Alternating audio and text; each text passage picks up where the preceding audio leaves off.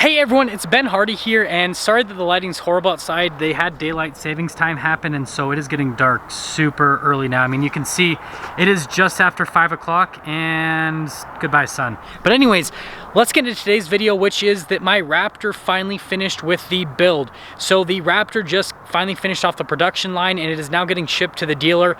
And if you're wondering, why did it take so long? Because obviously I already did a review on a 2020 Raptor and lead foot, and mine's a 2020. I think it's because the Recaro seats made it just take a little bit longer, and it's also because I kind of was late to putting the order in, which didn't help. But I also wanted to make this video because I wanted to ask you guys a question. So you guys know that I've got this truck wrapped in what's called gloss radioactive. It's this green, and I know that opinions on this are all over the place, and the camera's not really doing it justice at all ever, because it kind of looks like teal on camera, whereas it's like actually like a bright green in person.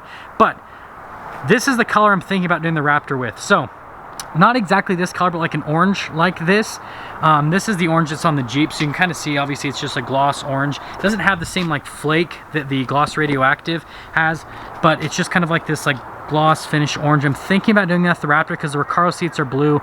No, I'm not a Broncos fan, but I think that's kind of a cool like combination to do on them. Let me know what you guys think on that. I'm also thinking about like a burnt orange, or I'm still thinking about that color shift that goes from like purple to blue. I think that's a cool combination. But yeah, I'm just not sure. I really am not sure what color I'm gonna wrap it. It'd be hard to do the green, because if I did the green, it'd be weird because the interior is blue. I love this green. I absolutely love it. It'd look so cool in a Raptor, but I'm just kind of torn. So yeah, I mean, that's really the update for today. The Raptor just finished off the assembly line and it's getting shipped over, so it should be here at the end of November.